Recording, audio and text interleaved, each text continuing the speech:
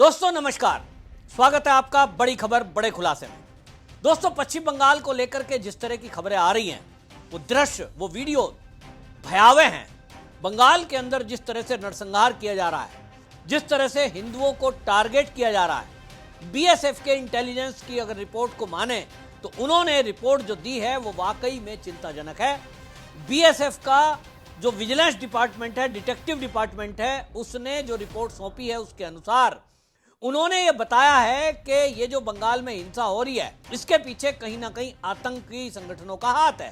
पाकिस्तान में आईएसआई का हाथ है और उसी तरह बंगाल के अंदर दो ऐसे संगठन जो कि कट्टरपंथी संगठन है, उनका हाथ बताया जा रहा है। और ऐसे में देश के प्रधानमंत्री मोदी का राष्ट्रपति द्रौपदी मुर्मू से अचानक मिलने जाना, और उसके भी पहले एक और अचीवमेंट हुई है कि कैबिनेट के मंत्री जेपी नड्डा के साथ मिलकर के बैठे हैं, यानी टॉप सीक्रेट मीटिंग वो जो हुई है उसके अंदर कुछ बड़ा होने के कयास लगाए जा रहे हैं। क्योंकि वो जो मीटिंग हुई है राष्ट्रपति के मिलने से पहले, उसमें मोदी जी के साथ जेपी नड्डा और पीयूष गोयल, राजनाथ सिंह और देश के गृह मंत्री अमित शाह, अश्वनी वैष्णव, इन लोगों की एक मुलाकात हुई है और वो जो मीटिंग है लगभग 2.5 घंटे चली है। अब आप समझ सकते हैं कि मोदी जी राष्ट्रपति से मिलने जा रहे हैं, उसके पहले जेपी नड्डा, पीयूष गोयल, राजनाथ सिंह और अमित शाह ये मुलाकात करते हैं और मीटिंग 2.5 घंटे चलती है। तो अब आप समझ सकते हैं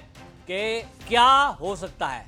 क्या ये राष्ट्रपति शासन को लेकर के मुलाकात है? तो हालांकि मुझे लगता है कि राष्ट्रपति शासन ही एक फाइनल सॉल्यूशन अभी फिलहाल दिखाई दे रहा है, लेकिन ये इतना भर नहीं है। मैं इस पर आपको पहले भी बता चुका हूं कि बांग्लादेश जिस तरह की हरकतें कर रहा है, अभी तक वो अपने देश में अराजकता फैला रहा था, लेकिन जो पीछे से फंडिंग करने वाले सोर्सेज हैं, जॉर्ज सोरोस की जो टीम है, उनका काम है देश में अस्थिरता पैदा करना।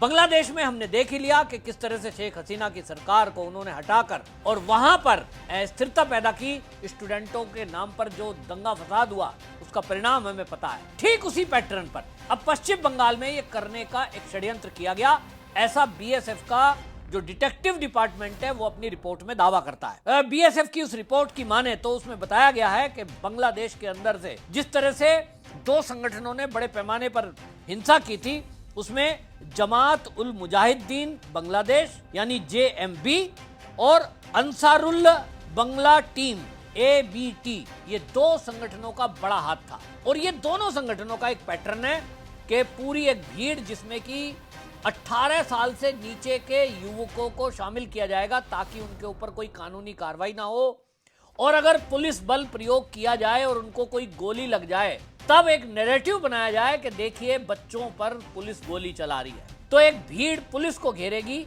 उनको रोक के रखेगी, हाईवे जाम करेगी, और दूसरा दल क्या करेगा, हिंदू मोहल्ले में जाके और लूट और आगाजनी ये अंजाम देगा। तो यही पैटर्न पश्चिम बंगाल में भी दिखाई दिया है और इसीलिए ये कहा जा रहा है कि ये बड़े पैमाने पर षड्यंत्र है। ये खाली वक्फ बोर्ड का एक विरोध नहीं है, जैसा कि कांग्रेस के लीडर और टीएमसी के लीडर कह रहे हैं, और इसीलिए मामला बहुत गंभीर हो जाता है। और इसीलिए खाली राष्ट्रपति शासन लगाकर इतिश्री करना काफी नहीं है, इसका सर्जिकल स्ट्राइक करना बहुत जरूरी है। मेरे पास जो सूत्रों के हवाले से खबर है वो ये कि जैसे ही राष्ट्रपति शासन की संस्तुति होगी तो ये केंद्र जानता है कि राष्ट्रपति शासन लगा तो उसके बाद तत्काल लोग सुप्रीम कोर्ट पहुंचेंगे और सुप्रीम कोर्ट में जाकर दलीलें दी जाएंगी कि देखिए चुनी हुई सरकार को गिरा दिया। उसके पहले मोदी को एक तगड़ा एक्शन करना पड़ेगा ताकि जो पश्चिम बंगाल में बांग्लादेश के घुसपैठिए और बांग्लादेश से आए हुए आतंकी संगठन जो वहां स्लीपर सेल की तरह काम कर रहे हैं, उनके लोग, उसका सर्जिकल स्ट्राइक करके ऑपरेशन किया जा सके। और उसके लिए मैं पहले भी बता चुका हूं कि अब मोदी सरकार वो जो सिलीगुड़ी कॉरिडोर है, जिसको ये आतंकवादी अपनी भाषा में चिकन नेक बोलकर संबोधित करते हैं, उसको सुरक्षित करना प्राथमिकता होगी। और उसके लिए पश्चिम बंगाल के 3 टुकड़े होना जरूरी है। बहुत सारे लोग ये कह रहे हैं कि जिस तरह से पश्चिम बंगाल के अंदर हुआ है कि कई जिलों में ये जो घुसपैठिए हैं इनकी संख्या 60% से ऊपर हो गई है, कहीं 70% है, कहीं कहीं 80% है। ऐसे में सरकार का निष्पक्ष चुनाव कराना ये बेईमानी है, क्योंकि वहां दूसरे पक्षों को वोट डाला ही नहीं जा सकता। फिर वहां जिस तरह की कट्टरवादी सोच के विधायक बनेंगे, सांसद बनेंगे, उनकी सोच कैसी होगी वो अब दिखाई दे रहा है, जिस तरह से वो दंगे को जायज ठहरा रहे हैं। और इसलिए वो एरिया को आइसोलेट करके सेना के हवाले करना यही एकमात्र मुझे दिखाई देता है कि ये हल होगा। तो ठीक बांग्लादेश के अंदर जिस तरह से इन्होंने अराजकता फैलाई, उसी पैटर्न पर यहां अराजकता फैलाई जा रही है पश्चिम बंगाल में। और इसके लिए बताया गया है कि पूरा एक षड्यंत्र तैयार हुआ।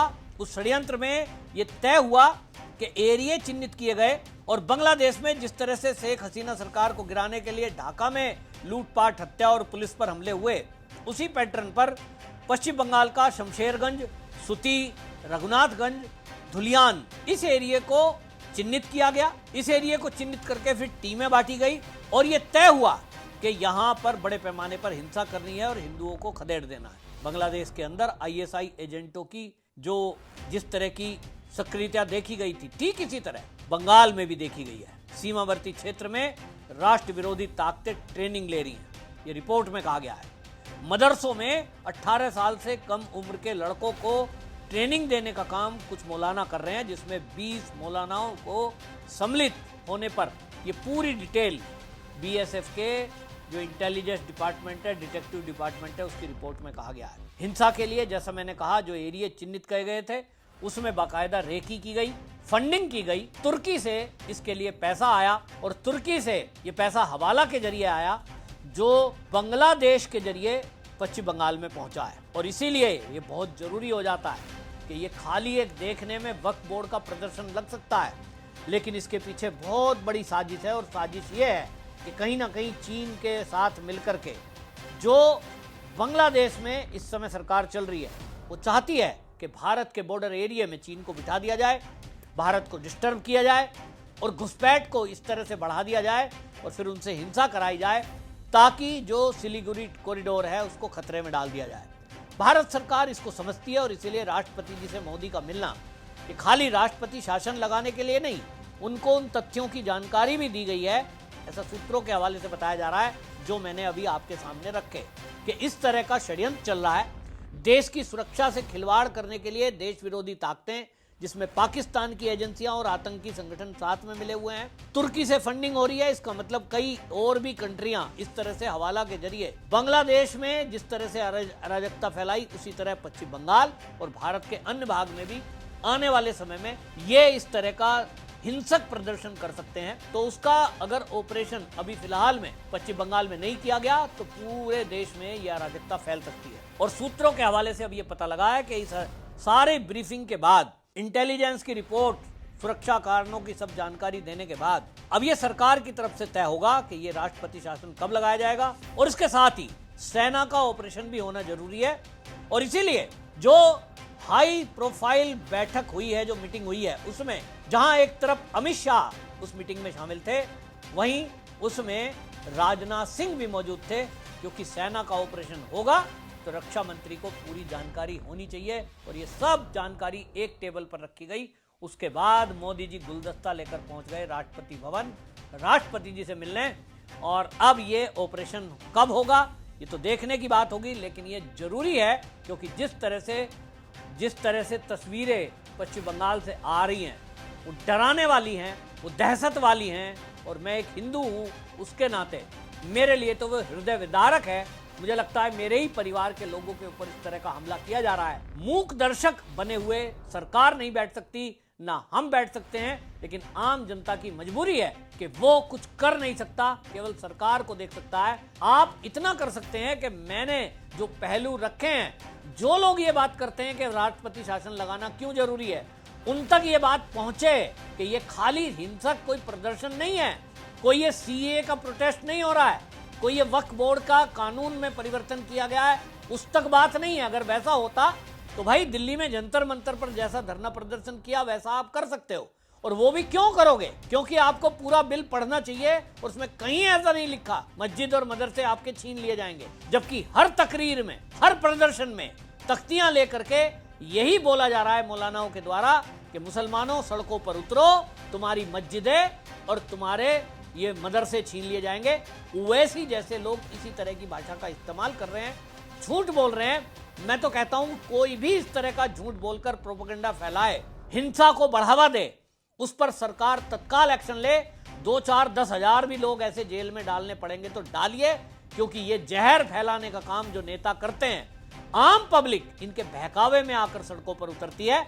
मोदी जी, कानून में परिवर्तन करना पड़े तो सबसे पहले यह परिवर्तन करो कि कोई भी नेता, कोई भी धर्म नेता, कुछ भी हो, वो इस देश से ऊपर नहीं है।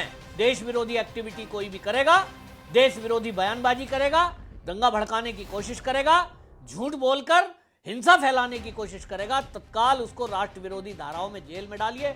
आजीवन जेल में रहना चाहिए, वरना ये जहर फैलाने वाले लोग सपोले पूरे देश में फैले हुए हैं। एक ओवैसी नहीं है, असदुद्दीन ओवैसी जैसे लोग इस देश के अंदर हजारों की संख्या में है, जिनका सर्जिकल स्ट्राइक करना बहुत जरूरी है।